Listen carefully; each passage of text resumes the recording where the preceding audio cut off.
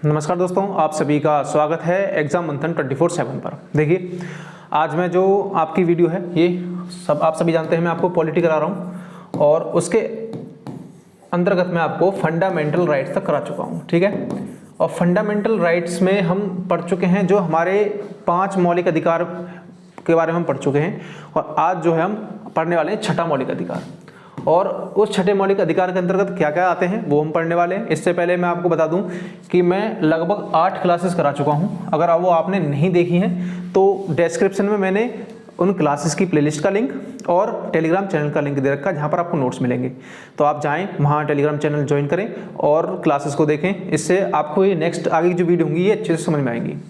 अब हम जो बात की थी हमने पिछली वीडियो में, वो की थी हमने फंडामेंटल राइट्स पर। तो मैंने आपको बताया था, मैं आपको थोड़ा सा एक रिकैप कर देता हूं कि हमारे भारत के संविधान में 6 फंडामेंटल राइट यानी कि 6 मौलिक अधिकार हैं। अब मूल संविधान में तो 7 थे, लेकिन एक जो संविधान में मौलिक अधिकार था संपत्ति का अधिकार, वो उसे हटा दिया गया। कौन से संविधान संशोधन के द्वारा? 44th यानी 44वें संविधान संशोधन 1978 के द्वारा। अब 6 फंडामेंटल राइट हैं आपके भारतीय संविधान में, उनमें से हम 5 के बारे में पढ़ चुके हैं, और आज जो बारी है वो है छठा फंडामेंटल राइट, जिसका नाम है संवैधानिक उपचारों का अधिकार। तो उसके बारे में ही हम जानने वाले हैं आखिरकार वो है क्या, जिसे हम जानते हैं राइट टू कॉन्स्टिट्यूशनल रेमेडीज। ये किस आर्टिकल के अंतर्गत आता है? ये है आपका आर्टिकल 32। यदि जो आपके इससे पहले वाले 5 फंडामेंटल राइट्स जो हैं, यदि उनका हनन होता है, उन्हें कोई खत्म करने का प्रयास करता है, आपके अधिकारों को छीनने का प्रयास करता है, तो उसके अगेंस्ट आप हाई कोर्ट और सुप्रीम कोर्ट जा सकते हैं। सीधे आप सुप्रीम कोर्ट भी जा सकते हैं, अधीनस्थ न्यायालयों में जाने की जरूरत नहीं है, और या फिर सीधे हाई कोर्ट भी जा सकते हैं। आपके पास 2 ऑप्शन हैं। तो जो सुप्रीम कोर्ट और हाई कोर्ट होंगे वो आपको उनको रिट जारी करेंगे जिनसे रिलेटेड आपको शिकायत है। तो उन्हीं रिट के बारे में पढ़ने वाले हैं, कौन कौन सी रिट जारी की जाती हैं, किन किन लोगों को रिट जारी की जाती हैं। तो सबसे पहले हम पढ़ते हैं संवैधानिक उपचारों का अधिकार। इसमें क्या लिखा हुआ है कि अब हम इसके बाद पढ़ने वाले हैं। देखिए, इस अनुच्छेद के द्वारा मूल अधिकारों के उल्लंघन होने पर न्यायालय द्वारा विशेष संरक्षण प्रदान किया गया है। अनुच्छेद 32 के तहत सर्वोच्च न्यायालय, देखिए आपका जो सुप्रीम कोर्ट है वो आर्टिकल 32 के तहत रिट जारी करता है, और जो हाई कोर्ट्स हैं हमारे करस्पॉन्डिंग स्टेट्स के, ये किस आर्टिकल के तहत रिट जारी करते हैं? वो है 226। ठीक है, किसी व्यक्ति के मूल अधिकारों के उल्लंघन पर 5 प्रकार की रिट जारी करने की संज्ञान लेता है। देखिए कौन कौन सी है आपकी। फर्स्ट वन इज बंदी प्रत्यक्षीकरण यानी हेबियस कॉर्पस। सेकंड वन परमादेश, इसे हम मैंडेमस बोलते हैं। तीसरी है प्रतिषेध, प्रोहिबिशन। फोर्थ वन इज उत्प्रेषण, सर्जरी। एंड फिफ्थ इज अधिकार परीक्षा, क्यो वारंटो। इन 5 रिट के बारे में हम पढ़ेंगे। तो सबसे पहली जो हमारी रिट है वो है आपकी बंदी प्रत्यक्षीकरण यानी हेबियस कॉर्पस। इसका पहले हम मीनिंग समझते हैं। इसका मीनिंग क्या है? यह है सशरीर न्यायालय में पेश करना। ये रिट किसे जारी कर दी जाती है? ये रिट जारी की जाती है जो कोई व्यक्ति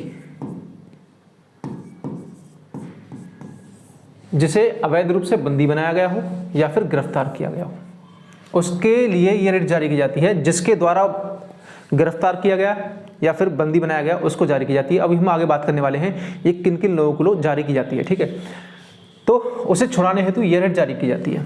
ठीक है, और यह 2 प्रकार के लोगों, निजी और सार्वजनिक, दोनों प्राधिकरणों के लिए खिलाफ जारी की जाती है। जैसे मान लीजिए कोई व्यक्ति है, इस व्यक्ति को पुलिस ने उठा लिया, इसे गिरफ्तार कर लिया, और परिवार वालों को लगता है कि ये बेगुनाह है, तो सीधे वो हैबियस कॉर्पस के तहत कहाँ जाएंगे? सीधे हाई कोर्ट और सुप्रीम कोर्ट चले जाएंगे, और वहाँ पर बताएंगे कि अपनी समस्या बताएंगे कि इस तरह से हमारे जो एक व्यक्ति है उसको उठा लिया गया है या फिर गिरफ्तार कर लिया गया है। तो हाई कोर्ट सीधा उस व्यक्ति को या फिर उस संस्था को या उस अधिकरण को, प्राधिकरण को रिट जारी करेगा, जिसका नाम है बंदी प्रत्यक्षीकरण यानी हैबियस कॉर्पस। इसका मतलब ये होता है कि व्यक्ति को जो आपने बंदी बनाया है या फिर जिसे आपने गिरफ्तार किया उसे सशरीर आप न्यायालय में पेश करें। तो ये होगी आपकी हैबियस कॉर्पस यानी बंदी प्रत्यक्षीकरण।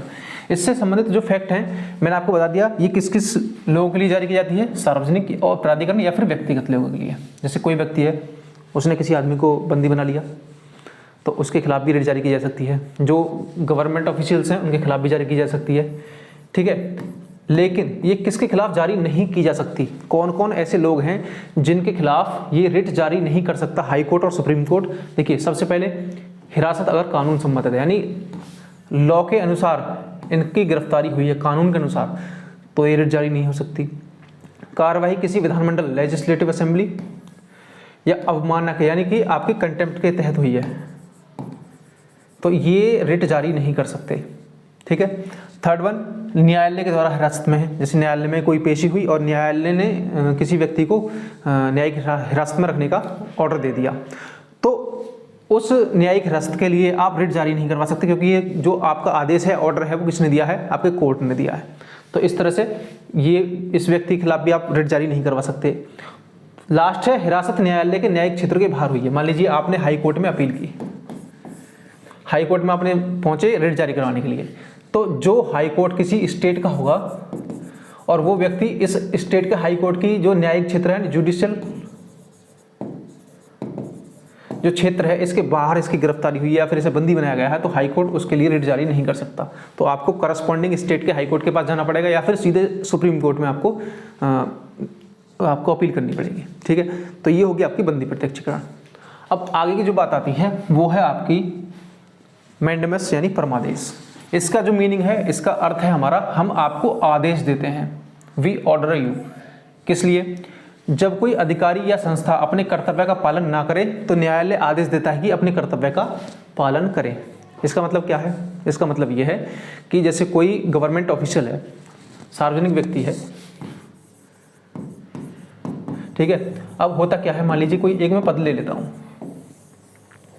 जैसे मान लीजिए किसी सरकारी पद पर कोई व्यक्ति बैठा हुआ है और उसकी नियुक्ति किसी कार्य के लिए हुई है। ठीक है। मान लीजिए बैंक में है और वो बैंक में उसकी नियुक्ति हुई है और वो वहाँ पर बैठकर अपना कार्य नहीं करता है। कोई भी कार्य उसे जो दिया गया है वो उस कार्य करता नहीं है। क्या करता है? आता है सुबह और आपका पूरे दिन एसी में बैठता है और घर चला जाता है, कोई कार्य नहीं करता। तो उसके अगेंस्ट, ये आपके मौलिक अधिकारों का हनन है, आप उसके अगेंस्ट कोर्ट जा सकते हैं। तो कोर्ट इस कार्य के लिए मैंडेमस यानी परमादेश रिट जारी करेगा कि हम आपको ऑर्डर देते हैं कि आप जिस पद पर हैं उस पद पर रहकर उस कार्य को करें। तो ये आपकी होगी मैंडेमस रिट, परमादेश। ठीक है, आप इस तरह से समझ सकते हैं। अब ये किन किन व्यक्तियों के खिलाफ जारी की सकती है? तो इसके लिए ये है सार्वजनिक अधिकारियों के लिए, ठीक है, जो होंगे आपके पब्लिक ऑफिशियल्स। ठीक है। और किस किस को जारी नहीं की जा सकती? तो आपके निजी व्यक्ति अब कोई भी काम कर सकते हैं। गैर संवैधानिक निकाय, जिनका आपके संविधान में कोई वर्णन नहीं है, वो बॉडीज, संवैधानिक निकाय। और आपका नेक्स्ट वन होता है आपका जब कर्तव्य विवेकानुसार हो। ठीक है। राष्ट्रपति और राज्यपाल के विरुद्ध आप ये रिट जारी नहीं करवा सकते।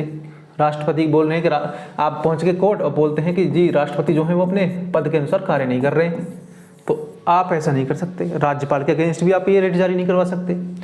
उच्च न्यायालय के मुख्य न्यायाधीश के अगेंस्ट। ठीक है। तो ये आपके जो परमादेश है, ये आपकी मैंडेमस रिट इन लोगों के खिलाफ जारी नहीं की जा सकती, यानी इन व्यक्तियों को जारी नहीं की जा सकती, और सार्वजनिक लोगों के लिए जारी की जाती है ये। ठीक है। तो ये आपका हो गया सेकंड परमादेश। अब अगर हम थर्ड की बात करें तो वो आती है उत्प्रेषण यानी सर्चरी। इसका अर्थ है प्रेषित करना या ऊपर भेजना या सूचना देना। देखिए, टू ट्रांसमिट, सेंड अप या फिर इन्फॉर्म। उत्प्रेषण का मतलब क्या है? जैसे कोई कोर्ट है, अपर कोर्ट की बात करते हैं, जैसे कोई सुप्रीम कोर्ट है, तो ये अपने अधीनस्थ न्यायालय यानी हाई कोर्ट और डिस्ट्रिक्ट कोर्ट को ये रिट जारी कर सकता है।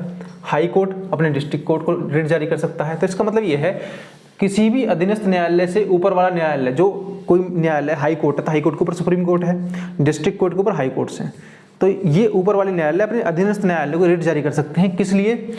किसी भी मामले को अपने पास मंगवाने के लिए। मान लीजिए कोई मामला या फिर जितने भी जो मामला है वो आपका उस संबंधित न्यायालय में चल रहा है, तो ऊपर वाले कोर्ट को लगता है कि ये न्यायालय मेरे यहाँ आना चाहिए, तो वो यहाँ पर ये रिट जारी करके उस मामले को अपने कोर्ट में मंगा सकता है। या फिर उस मामले से संबंधित सूचना लेने के लिए भी ये रिट जारी की जा सकती है। ठीक है। उस जो भी मामला होगा, जो केस होगा, उससे रिलेटेड सूचना लेने के लिए, इन्फॉर्म लेने के लिए, इन्फॉर्मेशन। एंड फर्स्ट वन क्या था आपका? उस मामले को ही सेंड यानी ऊपर मंगाने के लिए। तो ये प्रकार की रिट जारी की जा सकती है अपने अधीनस्थ न्यायालयों को। ठीक है। तो ये होगी आपकी उत्प्रेषण। इसमें अगर हम बात करें कि ये किसके लिए जारी की जा सकती है, किसके लिए? तो आपको बताए थे न्यायिक एवं अर्धन्यायिक। न्यायिक जो हो गए आपके कोर्ट्स हो गए, अर्धन्यायिक वो हो गए जो कोर्ट्स की तरह होते हैं लेकिन वो वास्तव में कोर्ट नहीं होते, वो कानून तो बनाते हैं लेकिन कोर्ट नहीं होते हैं। जैसे आपका एनजीटी हो गया, नेशनल ग्रीन ट्रिब्यूनल, तो एनजीटी कानून तो बनाता है पर्यावरण से संबंधित, लेकिन वो वास्तव में आपस में अपने आप में कोर्ट नहीं है। तो ये आपका हो गया न्यायिक और अर्धन्यायिक आयोग के लिए जो है वो आपकी उत्प्रेषण रिट जारी की जाती है।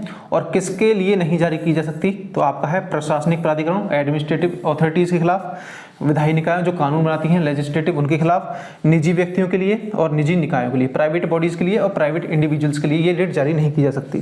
ठीक है, तो ये जो रिट है ये खासकर किसके लिए? न्यायालयों के लिए। ठीक है, तो ये होगी आपकी उत्प्रेषण।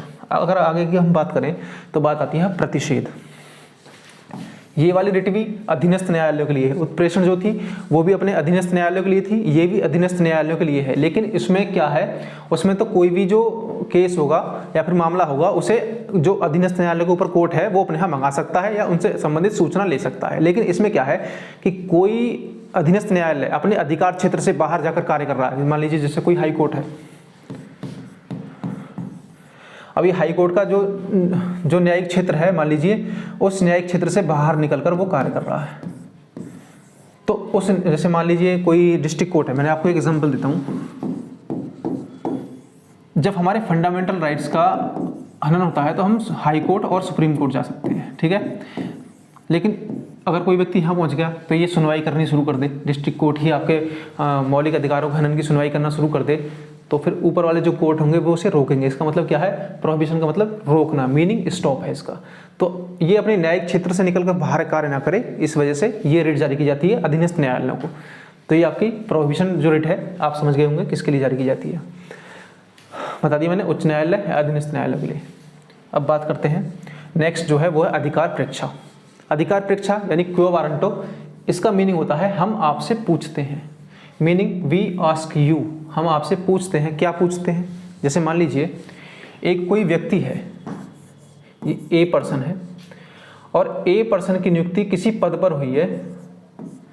अब मेरी नियुक्ति तो इस पद पर किसी कार्य के लिए हुई है, लेकिन मैं किसी दूसरे व्यक्ति के पद का कार्य कर रहा हूँ जो इस पद के लिए है ही नहीं। मैं मान लीजिए मैं चपरासी हूँ किसी एक आपके किसमें हॉस्पिटल में, गवर्नमेंट हॉस्पिटल में, और मेरा काम जो है वो आप सभी जानते हैं चपरासी का काम क्या होता है वहाँ पर। लेकिन मैं क्या काम करता हूँ कि वहाँ पर जो पेशेंट्स आते हैं उनको मैंने इंजेक्शन भी देने शुरू कर दिए, पेशेंट्स उनको इंजेक्शन भी दे रहा हूँ और उनको मैं मेडिसिन भी दे रहा हूँ। तो मेरी नियुक्ति तो इस पद के लिए हुई नहीं है, फिर भी मैं इस काम कर रहा हूँ। तो इसका मतलब क्या है? मैं अपने पद का दुरुपयोग ही तो कर रहा हूँ।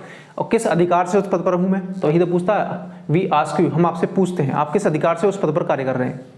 तो ये रिट उस व्यक्ति के खिलाफ जारी की जा सकती है। इसमें क्या है कि ये एक मिनट, ये है आपका कि जो है ये किस व्यक्ति के लिए? सार्वजनिक कार्यालय में।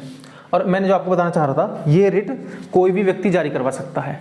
ठीक है, जैसे मान लीजिए जो आपकी इससे पहले की जो 4 रिट थी, जो उसमें पीड़ित व्यक्ति था वही रिट जारी करवा सकता था। ठीक है, लेकिन इस केस में आपकी अधिकार परीक्षा वाली में कोई भी इच्छुक व्यक्ति, मान लीजिए मैं हॉस्पिटल गया, मैंने वहाँ सारा काम होता हुआ देखा, किसी व्यक्ति को कोई चपरासी जो है वो दवाई दे रहा था, तो मुझे पता है वो चपरासी है, डॉक्टर तो नहीं है, तो उसके अगेंस्ट मैं भी जा सकता हूँ कोर्ट में और ये रिट जारी करवा सकता हूँ। तो ये आपकी किसके लिए होगी? आपकी सार्वजनिक व्यक्तियों के लिए। किसके लिए नहीं है? ये मिनिस्ट्री ऑफिस के लिए नहीं है और प्राइवेट ऑफिस के लिए नहीं है। ठीक है, तो ये 2 इसके वो हैं कि किसके रिट जारी नहीं की जा सकती है। तो हमने जो आज वीडियो में पढ़ा, आप सभी जानते हैं कितने प्रकार की रिट पढ़ी हमने? 5 प्रकार की, और उनके बारे में हम अच्छे से समझ चुके हैं और उम्मीद है आपको वीडियो अच्छी भी लगी होगी। और इसमें जो हमने देखिए ये जितने भी नाम लिखे होंगे, जब आपने वीडियो शुरू की होगी और यदि आप इनके बारे में नहीं जानते होंगे तो आप इनके बारे में अब जान चुके होंगे कि ये रिट हैं क्या।